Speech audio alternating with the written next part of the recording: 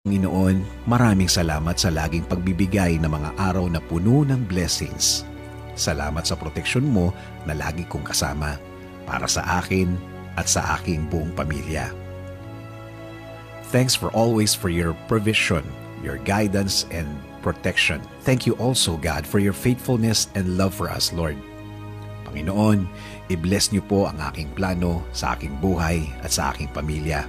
Alam ko po na lagi niyo akong pinoproteksyonan kasama ng aking mga pangarap. Panginoon, hindi po ako isang perpektong tao at alam ko po na hindi rin perpekto ang aking plano. Pero kayo na po ang bahalang mag-ayos ng mga mangyayari. Dahil naniniwala pa rin ako, Lord, na ikaw ang mas nakakaalam ng bukas.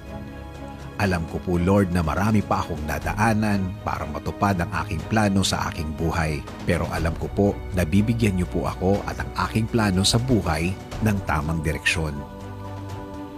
Hindi rin po ako nag-aalala na baka hindi po matupad ang mga ito.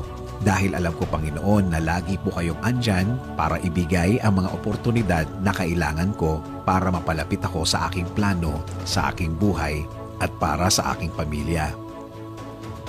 Alam ko po na ipadadala niyo rin sa way ko ang tamang tao para po makatulong sa aking plano, Panginoon. At ang mga tao ito ay gagabayan din ako sa aking mga gagawin.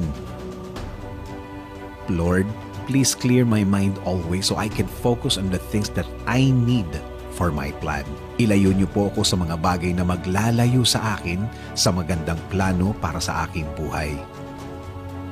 Kaya Lord, I am submitting my plan to your plan.